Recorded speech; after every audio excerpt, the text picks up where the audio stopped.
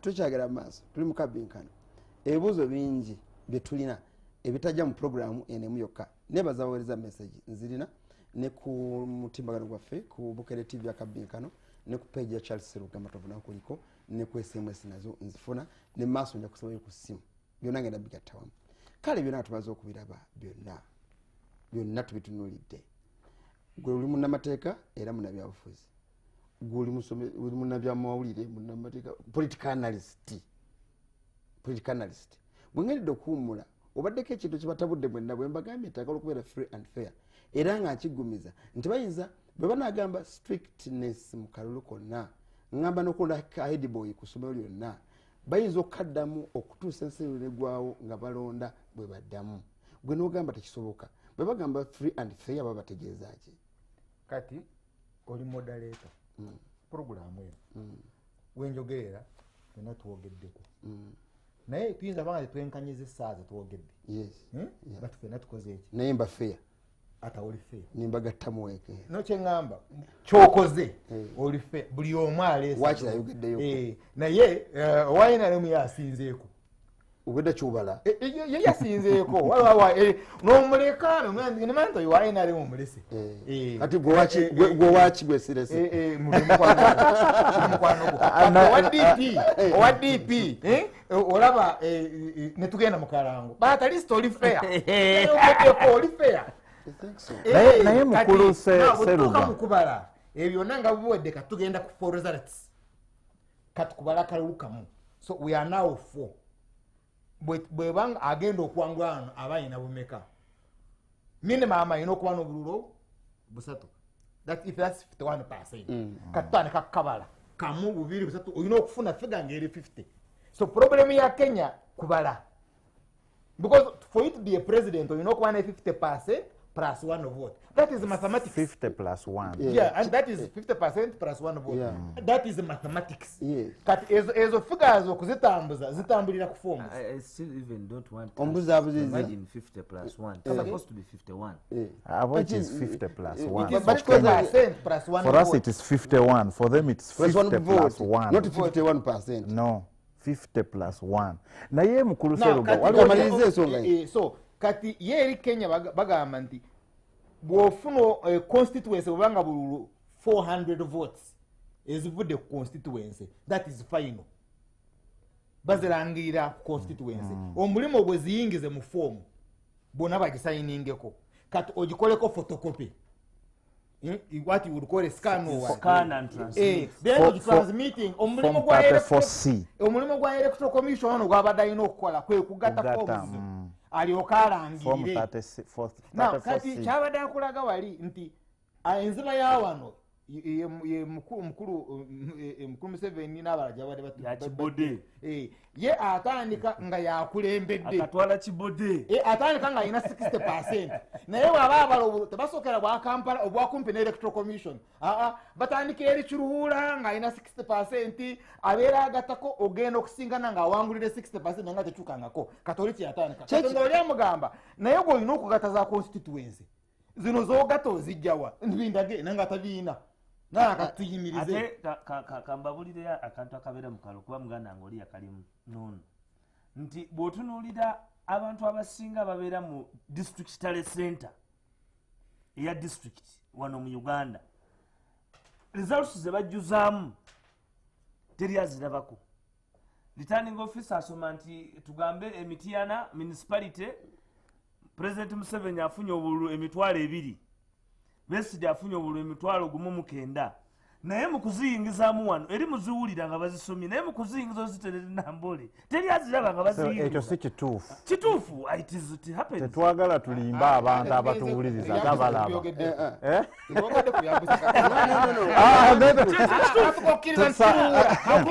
saagala twogere walaba ku bululu ekyo si kituufu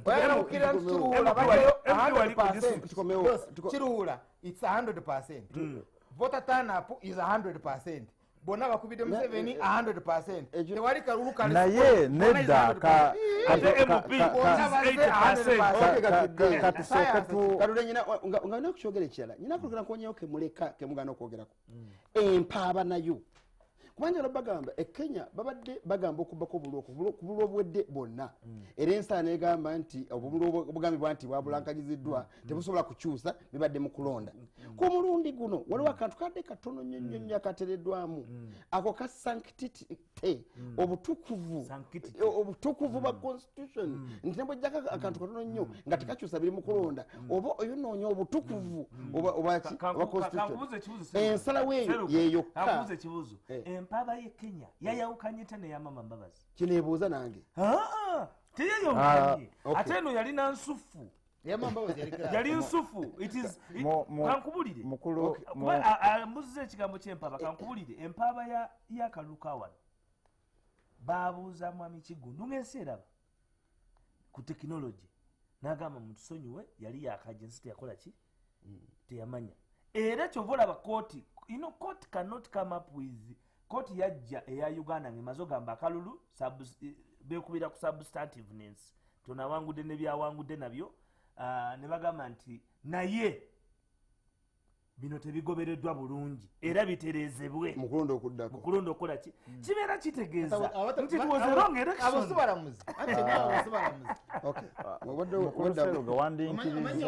leka omusajja najja kunzikiriza kyebabayita lore yeetise weegenda okuyita waseerera kati oli mutamirivu n'avaayo n'abeera ng'alinnya walinaga wano weninnye mujja kuyitawo kati ye n'abaliira weetyaloole ku kigere kye tekinologi yalimu lwakuba muntwala eyo kuba naligambye mukulogera kwogerera nti n'okusala emisango bekusala misango emisango tegiva mu ggulu negigwa ku mantu bwe guti gubako ebintu bingi omuntu byagoberera ng'ebiri mu nsi eyo n'ebyafaayo ebiri embeera bwefaana mu nsi n'ennonda y'abasala byonna kazija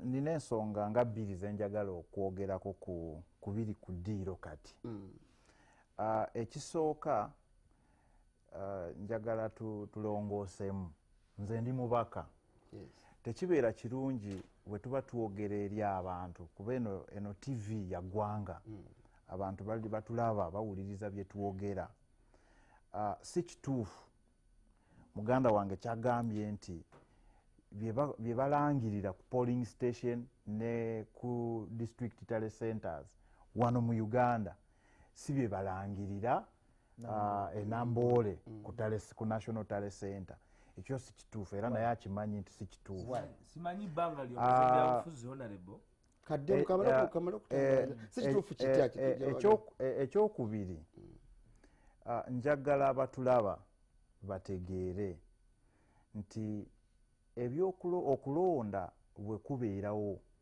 tubeera ne documents ezikakasa nti okulonda kubaddewo actually kyekyaleetedde Uhuru ne Ruto ebizibu Kenya wano mu Uganda forms zaffe tuziyita DR forms Kenya baziyita form 34 balina form 34A form 34B form 34C form 34A yebeera eri ku polling station zino ze tujjuza wali akalulu bamaze okalangirira ne bajjuza candidate Gindi afunye bweziti agenti we nakonfaminga tikyekyo nateekako ki omukono bwe bagenda ku constituency eyo fomu bagiyita 34B 34A kuliidinga ku 34B wali bwe bamala okulangirira akalulu ka constituency ne bakayingiza mu 34B 34B ng'eweerezaawa ku National Tally Center bwe bamala National Tally Center fomu yaabwe bagiyita 34C eyo gye bakozesa okulangirira final results ani asinze bano nga bwe babadde bagamba okugatta okitegeera Kenya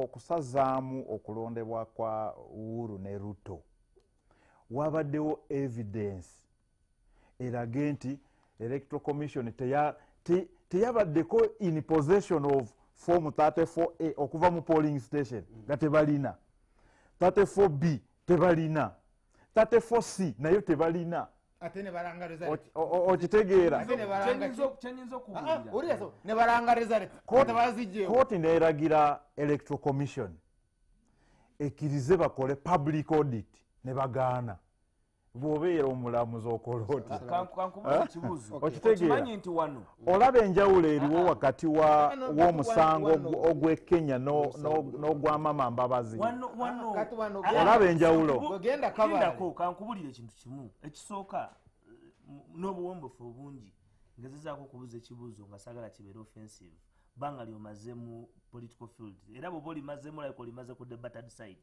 mu movement side tumanya results balina mungi kankuddemu ekyo ogenda kunziramu results kankuddemu oyogere ng'oli mumativu results za Uganda eza president omusajja omubuuzizza bwoti yes kanziremu damu bang it was rhetoric yetaga answer tekyetaga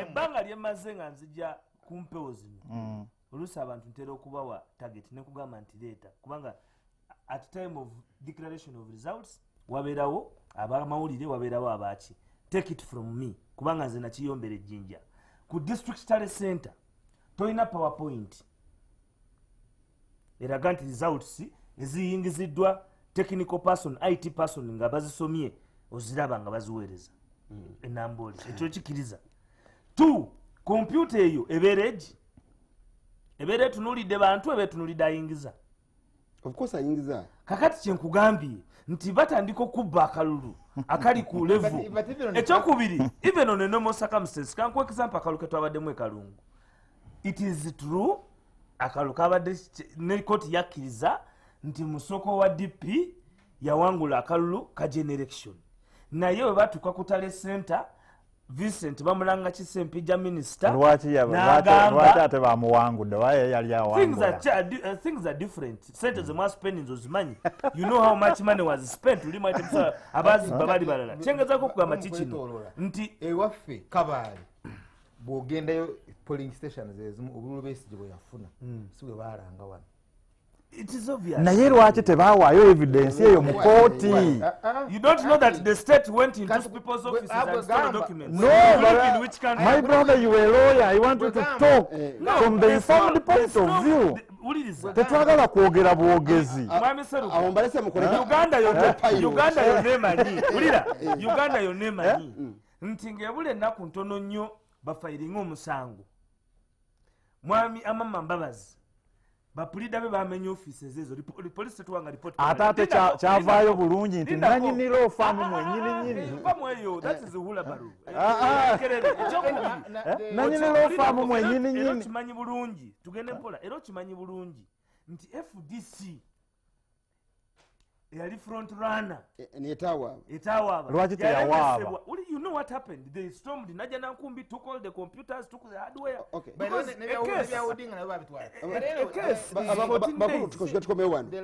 ina kyenjigamu ku kintu kino kiri kimu nti byonna nga bimaze okubeera bwe bityo buli kikolwa mu kalulu akabeerawo kiyigiriza okutereeza mu kalulu akaddawo kyo kituufu bwe babanga tokimanyi nti babibba akalulu akaddawo tebasobola bibba nebamalayo oba ne backup eziwera nekirala akalu ke Kenya ababbi be Uganda bazze beeyubula mwami Seruga buli kantu ketuleta baleta system akalu ke Kenya kawedde n'okusalibwawo kasaziddwamu okulonda kugenda kuddamu kubeerewo naawe kyetwebuuza ng'abali mu byamateeka mmwe ngaffe bannamawulire nga bano ba analyst b'ebyobufuzi bwe kiba nga kyabadde kirunye kyabadde Kenya kyekirina okukolebwa awala mu nsi endala embeera okusigala nga efaana bweti ekiri e Kenya si kooti kuba nnungi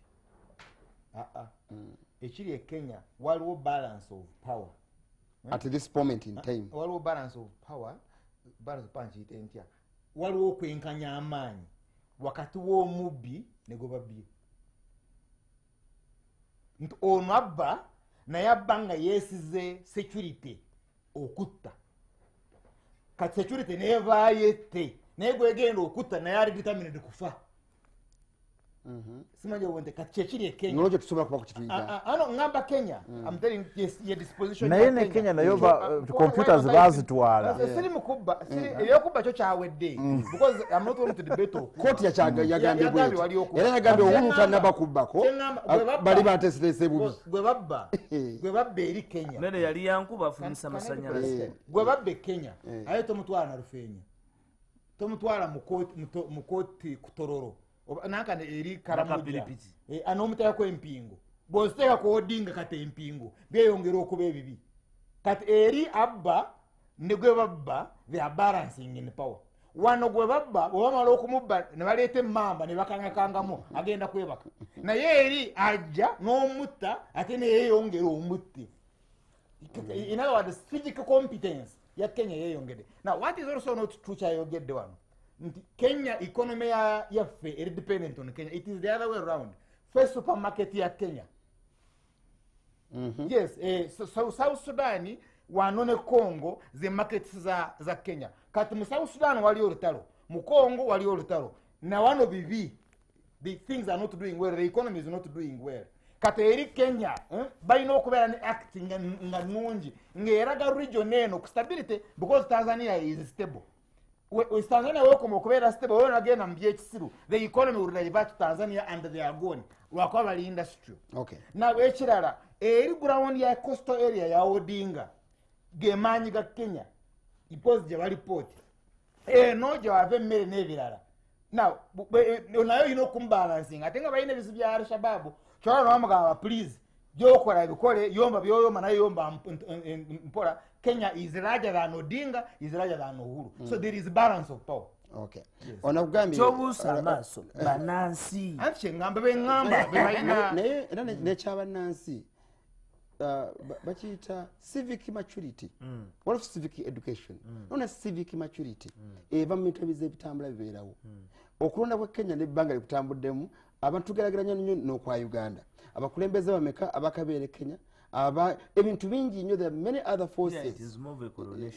Kina wetambula kati webatuuse kakati n'obugagga bwabwe tedasuubira nti agenda kufuna bugagga olunaku lw'enkya kubanga abasinga babufuula dda bwabisikirano nabo. Isi mukulu Seruga ekisibu ky'Abannayuganda kiri kimu ye bwakunyiigira akutunulira n'akuleka n'agenda n'akupangira akutema ejambiya eri muna Kenya ye bwakunyiigira atabukirako n'akuwa eŋŋumi so kyolaa ye mulungiko owawano ye mutemu ayinza n'okukubaza emyaka 5 wa 10 katoma muve wa Museveni olaa yabigira bwabiti n'agenda e Luweero n'amala emyaka 5 ng'akola ki ng'awana kati waliwo n'abalala simanyi birijjo olubiraba because for Bannayuganda in our conflict resolution omukola ekyekisiru n'akutunulira neyeekola ng'omusiru ngatakulabye nga bagenda okukubaza okutemula. So in Uganda gwo mulimu gwano ku TV gwoliho gwendigo kubulira ono omukulembeze please genda mpola bozanyirako sibangu lwamushana ayogere ne ku balamuzi ababiri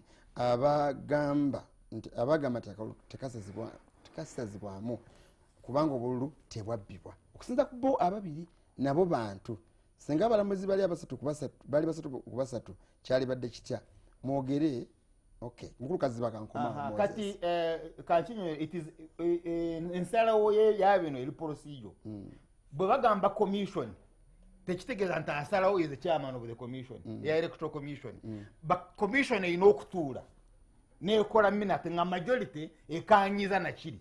Okay. Ne kooti eteeka ligamba nti majority ya kooti erina okusalawo that they call either it's unanimous decision oba it's majority. Kati eri bagenda ne majority. Okay. Tebagenda na mutuufu. Okay. Bagenda with the majority. Naye wano twali tugenda kufuna ko majority omuna akyusa naye kamuleke. Ni kyali kyalwatu. Wano ngamba wano. Wano mu Uganda kyali mu kooti bali basatu ku bana. Oli awumula. Bali basatu ku bana. Abamunsi katumuleke. Basatu ku bana. Owekitiibwa. Naye yali amaze n'akyusa omukono. Ebisebeera mu Uganda mu kooti biina abalamuzi wadde oyagedde babali batya balina bebalagira balina okukola. Balagira gavumenti ekole kino, electoral commission ekole kino, ne balagira ne parliament ebeeko kyekola. Tuyingira omwaka guno gwakubiri ogwa parliament mwatandise okulowooza ku birina okutereezebwa bali mu kweranga okulaba nti obudde we bunaatuukira mu maaso wali munaamutereezezza ebyalagirwa abalamuzi boyogeddeko oba batuufu oba bakyamu n'ebyo baalagira parliament ekole. ekintu ekyo twakyogerako lwe nasembayo okubeera wano njjukira ndowooza kooti yawaayo endowooza ennungi kooti yawaayo endowooza ennungi nga egamba tubeere na constitutional review mu nsonga ez'enjawulo ng'ez'okulonda nga z'otaddemu. Ndowooza mujjukira ono munnaffe ono Kafeero Ssekitoleko bwe yali aleeta motion ey'okuleeta biiru ey'okulongoosamu emyaka gy'abalamuzi ne ba public servants abalala eza retirement. Sipiika yavaayo bulungi n'alungamya ne gavumenti n'akyogera bulungi n'agamba tetugenda kukola amendment ku kintu kimu. Gavumenti ereete amendment si zonna zeeyagala palamenti ekoleko tuziprocessinge mulundi gumu. Yalegambye gavumenti n'abantu abalaffe of course bwe twogera ku gavumenti tuba twogera ku executive. Okitegeera tuba twogera ku executive. Of course nze siri mu executive ate siri mwogezi wa executive naye ndowooza kansuubire nti executive ekyakikolako weewaawo actually ne bwe twabadde mu nsonga ya land amendment yene ebadde eriwo of course almost eringa no eweddemu amaanyi atandise naye byayogerako no olwaleero mbadde muwuliriza bulungi mbadde muwuliriza ku simanyi Kigezi FM yes mbadde muwuliriza bulungi ensonga ze abadde annyonnyola abadde ayogera mu Lunyankole ndumanyi yes ndumanyi abadde annyonnyola ono abadde ambuuza how long I've been in politics ebintu bino tubikuliddemu abadde annyonnyola ekigendererwa kye actually akyogedde na bulungi n'agamba ababaka ab'NRM bamuwadde endowooza empya era yateekawo akakiiko akuumye akakiiko kamuwe ripooti naye ekisitiiri n'akakiiko ke byasazeewo tubimanyi almost amendment eringa etaliiwo tewali agenda okukola ennongookereza mu constitution kuba tekyetaagisa mu biseera bino owulira bulungi not really teseetabuse naye okuddayo mu nsonga endala eri gye tuvuddemu wakati owulira eno ennongoosereza n'abala bana zebalowoozaako naye budde nkya ate kankikugambe actually amendments ezisinga eziri mu ddiiro saawa zino mu palamenti zivudde mu private members zetuyita private members bills ezisinga zetuli okuprocessinga kati kirabika gavumenti eri esoloza ebyayo ereete mulundi gumu kuba ezisinga eziriwo kati nze zemanyi zetuli okuprocessinga kati ezisinga private members bill ng'ogyeko ekya land amendment kyokka abali mu parliament nga ba NRM bajjeyo lwakubba kalulu bonna abali mu parliament mukigambo weyakungerako bonna gweyongerako ebyo sooka otuweeyoko ekyokulabirako ne mukulu Museveni ngo nagambye wambali sinjagala mangeni njagala kulya ku ngege kati bajja lwakubba kalulu kyobala tebasobola kukyusa electoral commission tebasobola kukola electoral reform naye tulina electoral commission mpya Kigundu yawuumula it was about the system now ba commission mu fairness lindako nga bwe nnungana seruga tekibeera kirungi okukkiriza okwogera obulimba kyagamba kino tuyinza gati nga ba movement bw'oba ogamba bonna nze Kale bayo. Oyogedde bubi. abantu bonna Basi. basobola okufa n'abalala bonna Kati bano bogamba era nti bakyuse gwe mashinari bagireko bano bogamba bakyuse kooti begamba. naye mukulu Seruga wandisoose okuyamba muganda waffe Can I be protected? tulina aba FDC bangi abali mu kooti nga babalangirira kubba kalulu Can I be protected? tulina aba DP abeerangirira okubba kalulu Kale, from there Can I be protected? Because I has agreed nti okulonda okungi bakusazizaamu because babba akalulu. naye bayalaga olimu kiri So in other words, there's evidence. Tewali asinga yero kisijja kukijjayo because omanyi nkimanyi. kubanga oli wa yero Manyi n'engeri gye babba so kimanyi. Kati kwaki oyagala nyingire mu kooti tulina biseera. Kati Supreme Court tesobola kulagira bano abafuna mu kubba akalulu bakyuse bajjewo okubba akalulu. It's a big contradiction.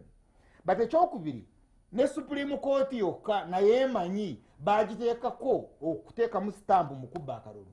Kyobalaba okulonda kwa Chief Justice Batika Turebe, okulonda kwa Faith Mwonda ayingire mu Supreme Court ne Joseph Tumwesige byabaawo nga tuli mu kalulu. Right? Ebyo bijjira wamu ne kalonda hula ng'ava mu military ng'agenda mu police akolera crime preventers akola omulimu. Naw kati bongeddeko buteera ne bongerako ne mugambe. Ng'olaba ekigendererwa kiri nti okuconstructinga Supreme Court enakkiriza nti ebivudde eri tubeera babibi naye tugenderawo. So mindset eri wano nkubbe wano gy'ogenda okwabira nkomaze. Kyobola abasekerera oli nti kulwaki ayogera ngenda kufikisinga Supreme Court nga teyagifikisinganga. banamusizza nnyo honorable yeebale kwogera bulungi nnyo. Kenyan Constitution terina kagamba nti emivuyo egitali gy'amaanyi tekikyusisa bivuddemu. Kino mu Uganda mwekiri. John Kyazze emitiana yampereza mugambe nti tekiriimu mu constitution. It has only been a precedent of court's ruling. Substantive. Kuba ne Kenya kyaliwo. Nerabidde kano kabuuza. Tolowooza nti abaawo aba bonna mu misango gyonna egya wansi mu electoral positions ffe berundiramu wansi e Kenya naawe walanga president nti bonna bagenda kuddamu obululu obwo. Era abantu mpulidde bangi nga bakyo. Sigamba nti baddamu automatically. Nti emisango gina president. Kijja kuba kyanjawulo kuba nkugambye akalulu tekalina problem mpaka ku constituency level. Okay. Ate Kenya okujjako gino emivuyo emirala egyetabamu. Enjawulo eri kusiga abawanguddwa ku constituency tebanaba kuleeta misango. Naye nabo banaleeta emisango. Uliriza kyengezaako kubajja paapa. Kyebigamba kiri bwe kiti. Yakulonda nga alonda paapa. Omusango guli ekisinga okubeera ekikulu nti the process okulonda kuno wana abantu bakkaanya okulangira constituency kubanga wandiwulidde emboko ng'evuga ku constituency naye okukwata results okukunumba nazo ekibuzo kiri ani gwe babba akalulu kalimu emivuyo ate kati definitely byonna biri okay bwe tugenda ne tubibala obulungi ani awangu awo sinza kumanya no tebatuwa opportunity and part of the reason tell prayer yammwe nze kyendowooza temakisabeera tebakisaba nze kyendowooza nti n'Odinga si oli Odinga gwe twa interactinga naye before the younger one kubanga twatuuse ku level nga ne results zennyini comprehensive zonna tebakyakola ki tebakyazina. In 2007 akalulu bwe baali bamaze okukabba nga balayiza omuntu ekiro Bodinga basobola to fly in results from all corners. You know what, this time this time it was a little bit harder naye nga all in all fairness mu kalulu is a must. Fairness. It is a must. Kati gwe kikutawaanya n'ekigambo fairness nti banoonya threshold ki omuntu gy'alina okutuukako kati omuntu alemerera okutuuka ku kigambo fair aba mubi nnyo. Allow me give you this on substantive clause. Olunaku Inspector General Police n'akwata mukulu Museveni n'amuteeka ku mpingo abantu ne bamala nti Museveni ali ku mpingo n'agenda ebuzira naye n'akaabako akawulu kamuwangula. Utegeeza ki? You see action y'okukwata candidate n'omuteeka ku mpingo is enough either okumuwanguza akalulu oba yokuwangula because wano bwebakukwata abantu babeera n'ekisa eri gy'oli ne bakuwa olw'ekisa ekitegeeza president akola nsonyi okukwata abantu baba bakwata naye mukulu Museveni ali as ordinary as Charles Rumshan nomala kibuuza kimalayo sebo mukulu Museveni ali as ordinary as Charles Rumshan yes I can tell you mumanyi but kyatusingako kye nti yawa impression emundu zolaba kumpi kyobalaba baleeta emundu ne bakolaga nenga emundu nsibenga eriko ne looka nga nawe tasobola nakukubirako but nga baagala kuwa impression nti amaanyi agali kati kyolaba baleeta emamba ku street abamanyi nti waliwo gyagenda okugikozesa because that weapon is not a weapon for peasants but kuwa impression kati yetakwatibwangako ne bamutwala mu kote so the moment you arrest a candidate oba oyingire mu substantive clause because impact yayo tosobola kugimeasuringa nene nnyo na president Museveni ogamba nze asigenda kukkiriza bupapula nzirayo mu nsiko kiyinza okumuwa abakyala n'abakadde bona baagala emirembe you get so that's why we put in our provision kasita okola ensobi n'omenya etteeka akalulu bakola ki bakakansolinga if you commit a crime naye akanti kooti zaffe tezirina mugongo ogamba nti gwe have committed oba ensonga zaffe zanjawulo kuzaala n'abakulembeze kankubulire ekenya obasinkane mu baala mwana nafe twabitidde okuwangula kw'ekiseera okuwangula kw'ekiseera nga kwakabaawo kwa Uhuru yagamba my brothers my sisters tusobola okukolera awamu okwa Uganda nga kuwedde president bw'atuuka e Busega yagamba abo nenda kulyanga lyasumbusa wenyama naye emesezo mukulu Seruga fani y'abano kanyibalirize nabo baali mugambye nti zogamba sumbusa zigamba za mayinja naye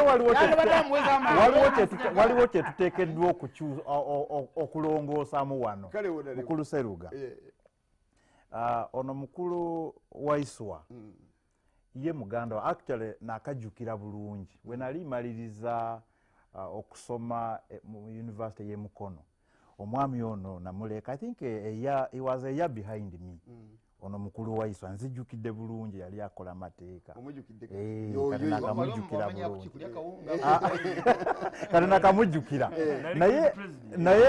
naye kyenjagadde okuleeta kyenjagadde okuleetawo keekano Uganda ekuze era egenda ekula tulina okikkiriza bulungi kyova olaba leero tulina ndowooza buli omu akiraba tulina DP ennungi na DP embi bano bawaiswa bano bo balungi lwakuba bakwatagana ne Museveni bulungi nnyo bano yes okitegeera bulungi kati ate noono lwamushano ayinza okwoga akubira wano Kerere nge wafuluma wano ensonga yanjawulo okitegeera bayina political gimmick ejja abantu ku mulamwa ekisooka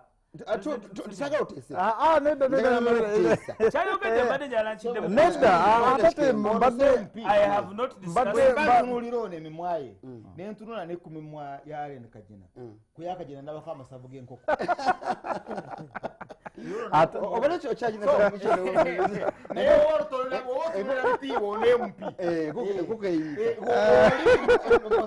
kati byalina lembumbanyi kyobola amanyi Lugunda akoma wano Rumshana naye ajja kukoma wali bigano fulume webuzabuze nawe ebiseera bijja kujja okubuza esaati wano nga ekisozi kikoze eki gatambulirawo kati kyagala obuze kavuma emyezi egenda okujja ojja kumusanga ku bodaboda zino zibadde zimugwewo enguudo nga tezikyali naye bagamba omusajja yankozesa enjawulo eri ku ssiga eddamuzi erya Kenya kiri nti lyetengeredde balina omugongo akagwa mu kirokole yaweereza message tono wano ogamba ki tone mukooti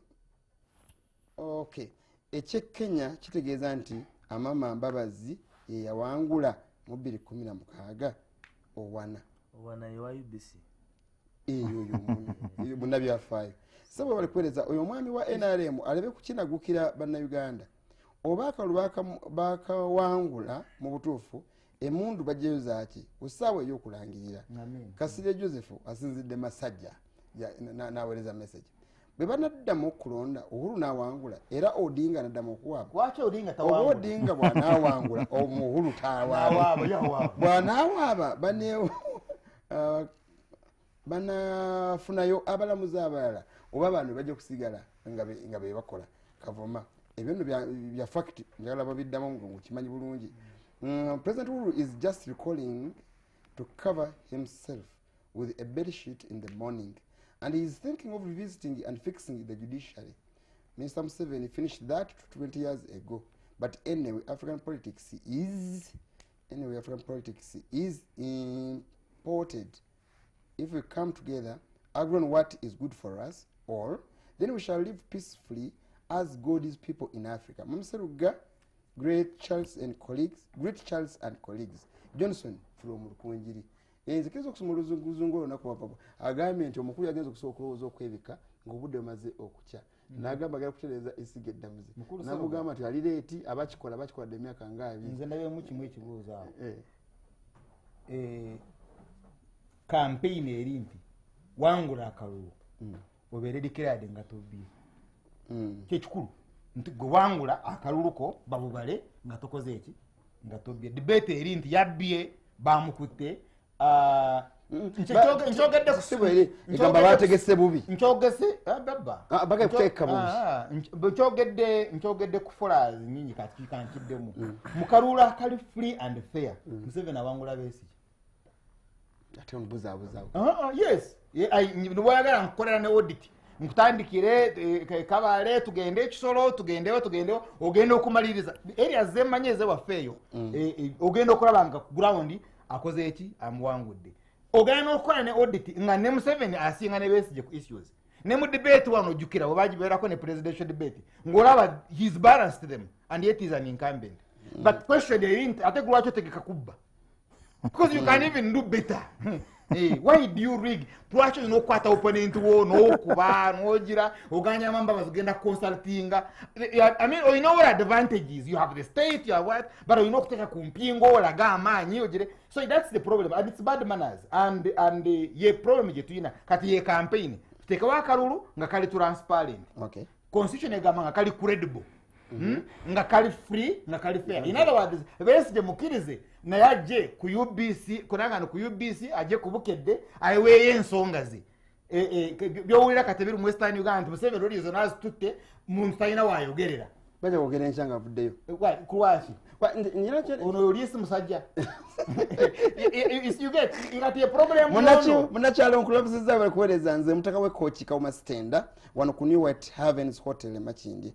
Nja kwebaza nnyo omulamuzi omwadivent oyo agambawo Kenya omwadivent yabaze nnyo yalaze nti eddiini yaabwe erimera ku nsonga agambye naye wano bakaada bangi n'olwekyo ebimu ebivaayo abantu tebasobola kubyesiga mangu nga babirabye so luganze kaada Konde Entinda webalize kuweereza ggwanga bakulu bonna mbalamusiza naye ku bya Kenya kooti besazeewo Kenya ena kusabirwa nnyo yatusigale nga tugisabira nze kaada Konde Entinda agode kusaba okyogerako kirina kusabirwa nnyo Kenya. Kenya tajja kusabirwa tetaga saala pati zizonna zakkiriza zigenda kudda mu kalulu nkakasa nti formalities abamu ze baagala tezisoboka kubanga constitution 134 tesobola ku president kati takyalina buyinza to even appoint and do all those things so bagenda kusigala mu status quo yemu naye era nkakasa nti abategesi bagenda kubeera with a lot of more vigor okumanya nti kubanga kankubulira abantu abasinga kibakola abategesi b'obulumu mu Africa babashuwa nti kooti tejja kusalawo otegere kyengamba nti wano mu Uganda Kiggundu amanya nti even if it is 1 + 1 is 2 yena agamba 1 + 1 is 7 the court will say it was not substantive kakati ekyo kigenze kiyambye Uganda nti kigenda kulongoosa enkwata y'abantu nti ndo omulamuzi wagambye nti era bwe banaakomawo nga there is evidence I'll send you back so kikulaga nti you must now be an organized team kubanga Marago oyo Kenyatta yagenda mu Ekisi kubava Kisi n'abagamba nti omanyi nti mu kampi ne mutabani wamwe namuwaki namuwa omulimu mulamuzi namuddamu namugamba nti mulekeraawo okukwataganya ebyobufuzi byammwe naffe abantu abagenda kusoma netukola ki netusoma and indeed he has acted ate nga actinga there is nobody eyalaba proceedings za court atalaba nti this thing could go anywhere. Orengo lawyer wa NASA yali very good. Matui I think wa Jubilee yali good. Electoral Commission Ahmed he messed it up. So nga buli muntu alaba nti it could swing anywhere. Naye wano twali mu processes nga we only knew that they would give us how to bring better food. Naye nga bategedde nti emmere abantu gye balidde abamwe basse naye kale musobola okufumba omulundi oguddako mufumbe etatte bantu kale bakabazuke bano 0 3 ku besimu maybe Uganda si byangu omulamuzi wa Uganda agamba obola kuba byomanyi omulamuzi wa Uganda agamba esente zavudde wa General Saleh naye zino Museveni abali tazimanyi lokola campaign katoli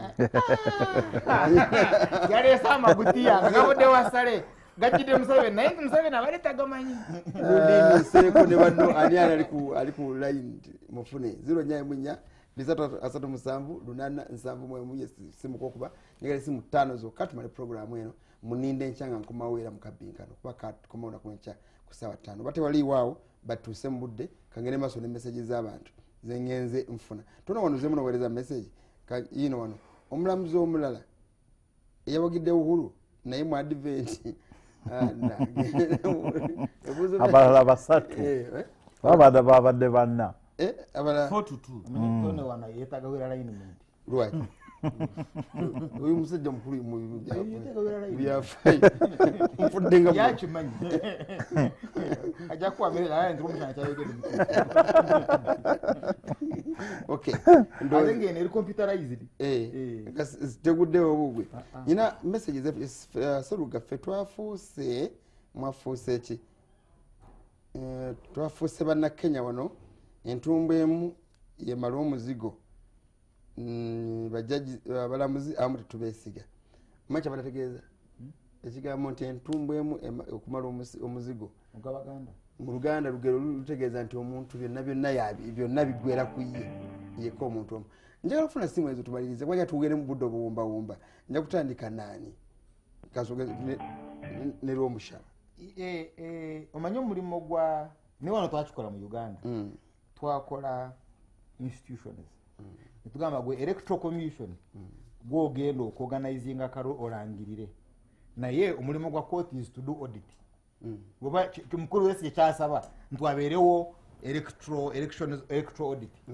omulimu gwa court yategeeza kakyako anti audit yenkugamba kutunulira electoral commission ebyakola tubalekala ni kalaini wabikola in accordance with the law naye okubantu wano fe twakyusama ne tugamba musango gwa president ate togwawa mu court of appeal ogwaba directed mu Supreme Court is the first court of instance there is no appeal ekyokubiri nga tetwagala omuntu twali tuyina endowoozayo yasiruga moto no gwatuleetere nkiikira abantu bangi ngamba ffe nga tugamba nti nga twakikola tukigenderere tuleme we make it extremely very difficult to overturn an election twali tukigenderere because twali tutunulira mukulu Museveni mwenga mukola amateeka twali tumutunulira nga because yaliwo nga tulaba baddipi bayinza okuwaaba kati nga tulaba wogenda kuwaaba we make it very difficult and indeed we made it extremely very difficult naye kirungi abaali bakirimu babeesige nekijja nekyebakuba aye kikubirire namama webale kwogera mu lwatu nti mmwe mwabikola mu bugendere lugende turusi nga because twali tumanyi Museveni twali tugenda kubba Museveni nga wananya wasemwogere kyali kiwe kati netera nti bwana okuwaaba tukikole extremely okufuna evidence wano mbigambo yoko omusajja ndaba 26 lisemwogere 14 days kufuna evidence mu 2 weeks ofune mu Uganda yona ofune affidavits ezo oleeta abajulizi bajje wano mu swearing affidavits babi stamping mugere mutekeyo petition abamusajja lwagdayo mwegateko aliwa oli wayiriza ddiini nasoma Museveni engeri gyakwata obuyinza n'engeri gyabutereka olaba omuganda agamba ti gyotega amaggwa aze saatega ayatega Besigye ayatega Amama kyobola abagayingiddemu ati nze mbatunuulira naye engwiride bwe nfuna constitution eyo oyiri otya because this constitution is extremely very terrible okukola petition yenna akola petition bayewe manya musajja it's not easy tu wano okufuna katate okufuna olaba kubeera presidential candidate is now 20 million shillings luli twali tu government mukulu Museveni goyina amamoroka eza office yo ne opponent wana yeka tumweyo kuki but abama abo yazire baga amama atwele moroka ya government bawo teriwo na ile bakola ki na bene babijjawo even member of parliament they have made it very difficult I think 3 million shillings it's a lot of money atengo you know kwayeza pate 10 million shillings to be nominated presidential candidate now NRM ato achikola dala was it is neka neseke you know nominating as the candidate. Your declaration is not enough. You know, gena museka seke ekuweye linnya lyubwegana tosobola kubeera kanga chairman yesimbye wazo atoko baagala chola kati bachusa n'okutuusa bakkiriza okutwalayo omuntu mugamba ye mukulu Museveni muluntu munyu akusomerako banno batayako batya fitina n'obasibe eri wabweru okola gate singenge mines ateekako byonna umba wekitiibwa nagenda wayisa naye amusobola alyogo omukatonda wayisa nze ndowooza nti ekisooka